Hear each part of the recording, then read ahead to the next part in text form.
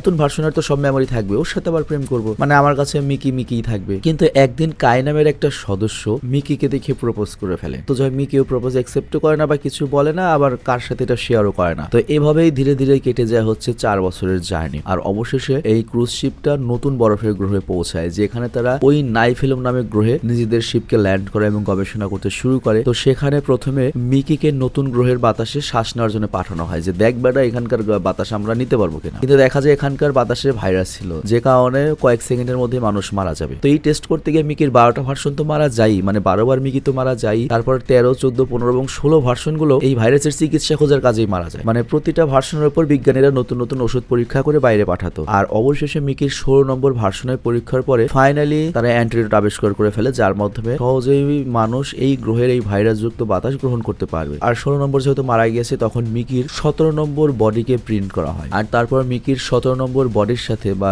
17 নম্বর মিকির সাথে বাকি সব ক্রু মেম্বাররা মিলে গবেষণা করতে শুরু করে। এবং একদিন তারা এই গ্রহের এলিয়েনদের দেখা পায়, যাদেরকে ক্রিপার নাম দেয় তারা। এবং তারা দেখতে অনেকটা কিরার মতো ভয়ঙ্কর ছিল এবং তাদেরকে দেখে সবাই ভয় পেয়ে যায় যে তারা আবার আক্রমণ করে না বসে, এবং এলিয়েনের উদ্দেশ্যে তারা গুলি চালাতে শুরু করে। কিন্তু এর ফলে যেটা হয়, গুলিতে বরফ নড়বড়ে হয়ে যায় এবং তাদের উপর বরফ পড়ার কারণে তাদের একজন ক্রু মেম্বার মারা যায়। আর এই খবরটা যখন মেন স্পেসশিপ সেন্টারে থাকা মার্শাল শুনতে পায়, সে তো রেগে যায়, কারণ মিকির মতো একটা টেস্ট অবজেক্ট থাকতে আর একজন মেম্বার মারা গেল কিভাবে। কারণ মিকি মারা গেলে সমস্যা না, আরেকটা প্রিন্ট আসবে, কিন্তু অন্য একজন মানুষ মারা গেলে সে তো আর ফেরত আসবে না, কারণ নিয়মই ছিল এটা যে মিকিকে সব রিস্কি কাজ দিতে হবে। তো এই জন্য উল্টো মার্শাল ঘটিকে মিকিকেই শাস্তি দেয়।